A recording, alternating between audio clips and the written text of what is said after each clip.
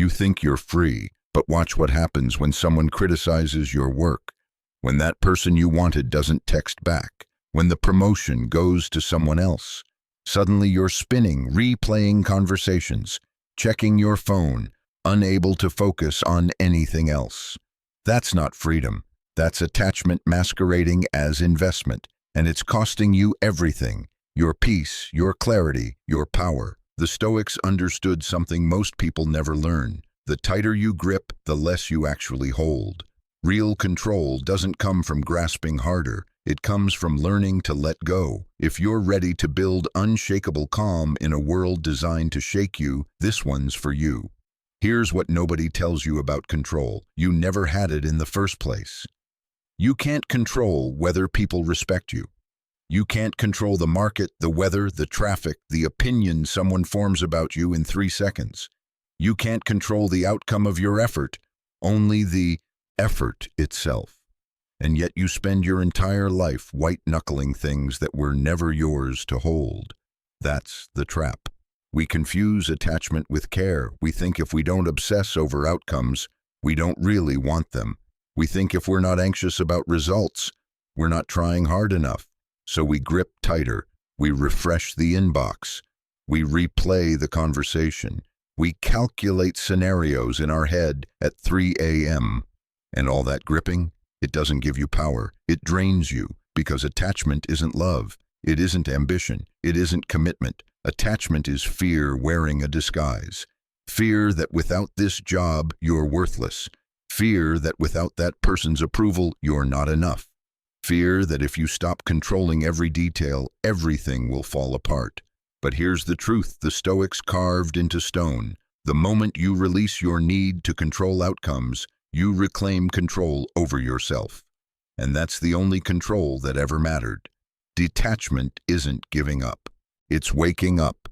It's understanding that your power doesn't live in results. It lives in how you respond to them. That shift, it changes everything. 1.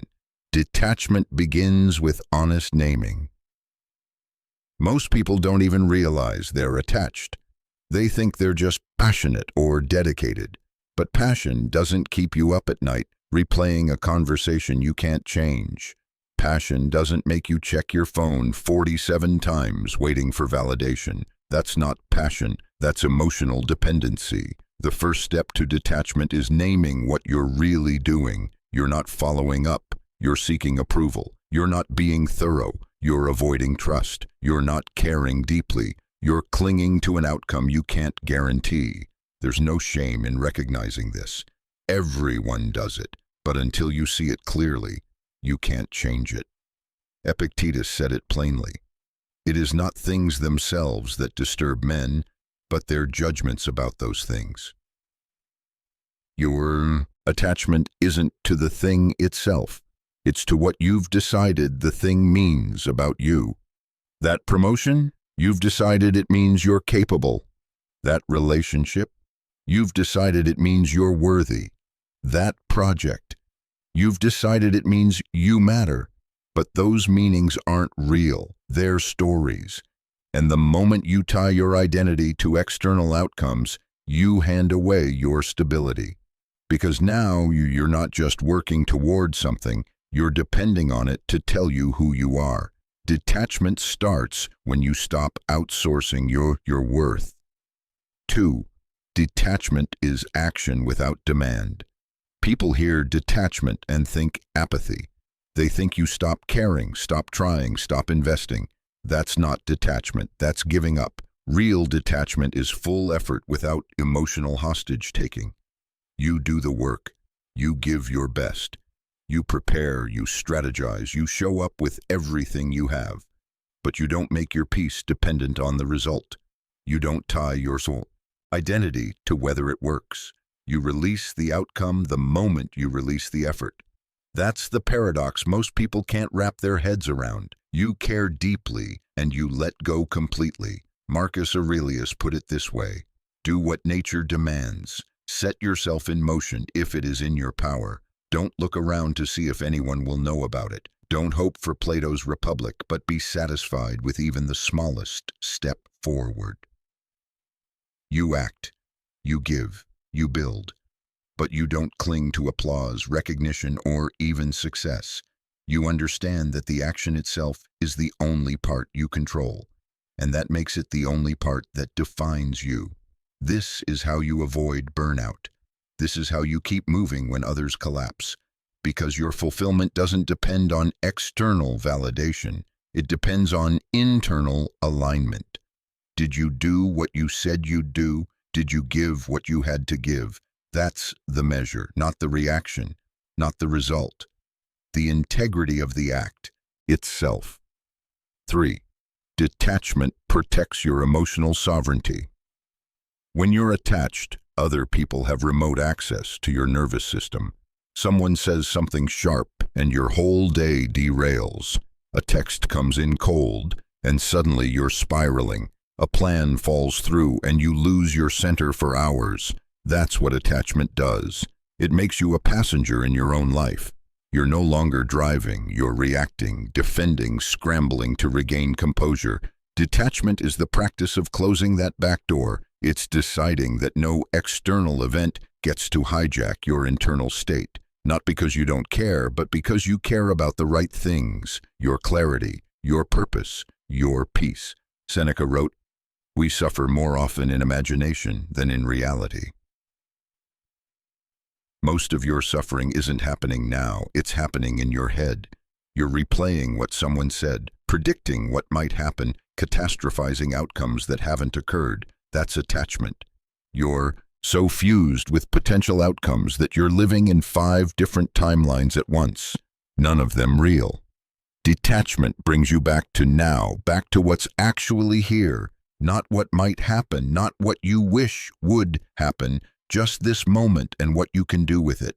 That's sovereignty, not controlling the world, but refusing to let the world control you. 4. Detachment clarifies what you actually want. Here's something most people never consider. Half the things you think you want, you don't actually want.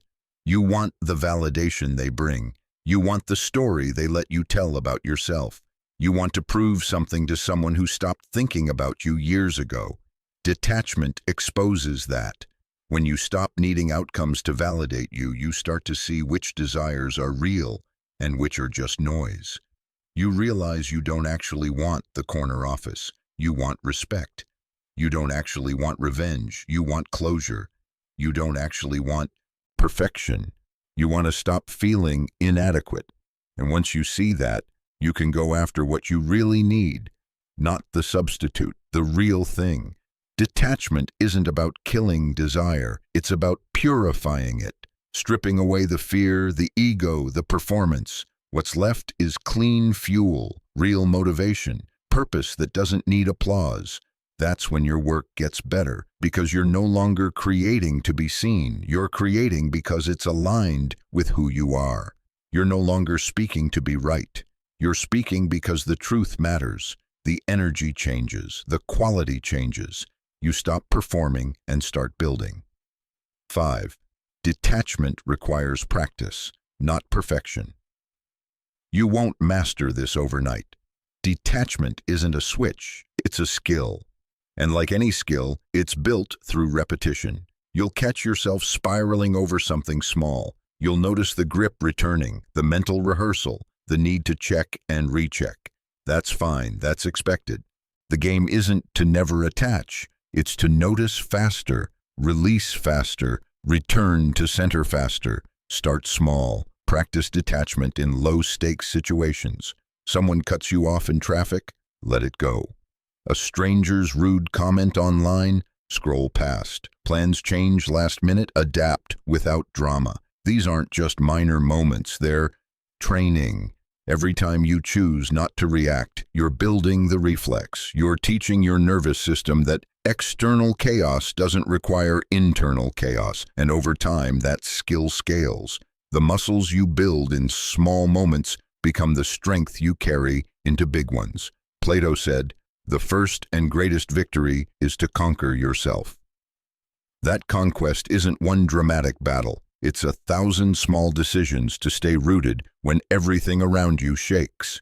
to observe without absorbing, to engage without entangling. So what does a life built on detachment actually look like? It doesn't look cold. It doesn't look indifferent. If anything, it looks more alive. Because when you're not drowning in anxiety about outcomes, you can actually be present. You can listen without already planning your response. You can create without needing immediate validation. You can love without suffocating the thing you love with expectation. Detachment gives you range. When others are stuck in reaction mode, you have space to think. When others are paralyzed by fear of failure, you move anyway, because your identity isn't riding on the result.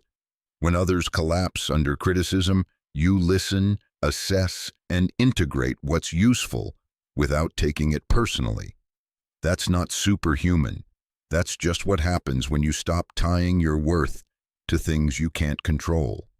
Think about the people you admire most, the ones who carry a certain calm, a certain groundedness. They're not calm because nothing affects them. They're calm because they've learned to separate what happens to them from what happens in them. An insult doesn't wound them because they're not asking it for validation. A setback doesn't crush them because they're not defining themselves by that one outcome. A loss doesn't destroy them because they understand that loss is part of the process, not proof of unworthiness. They've internalized what Aristotle taught. We are what we repeatedly do. Excellence, then, is not an act, but a habit. They practice detachment daily, in meetings, in arguments, in moments of doubt. And that practice becomes their character. It becomes who they are. But let's be honest, this isn't easy.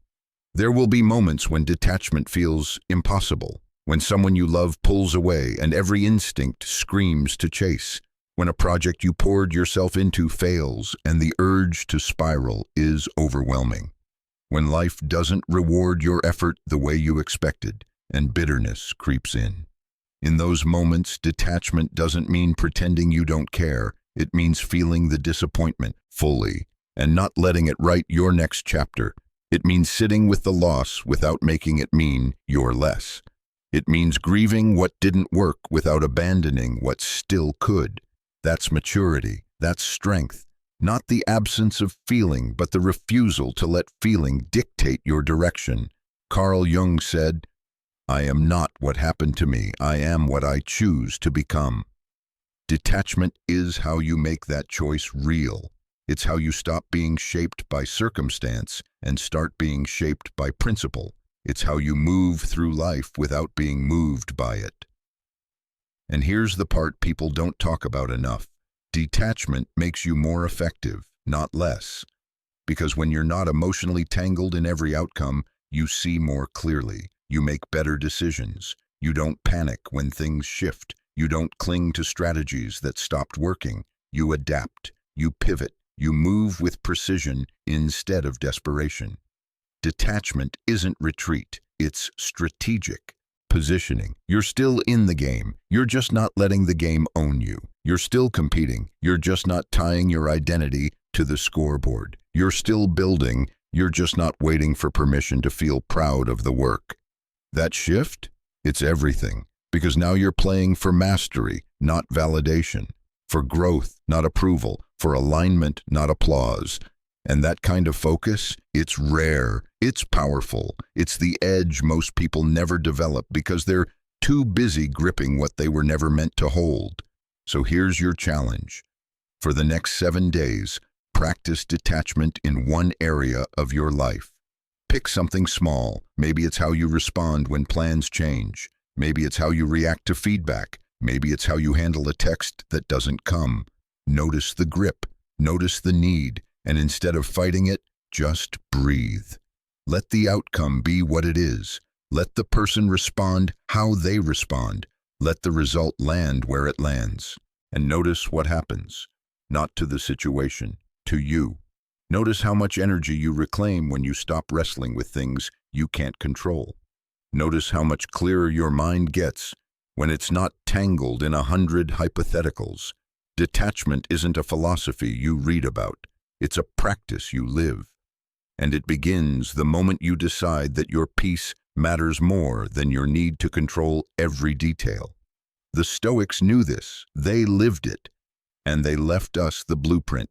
The question is, are you ready to let go? Stay focused, stay grounded, and remember, the quiet work you do today is shaping the strength they'll never see coming.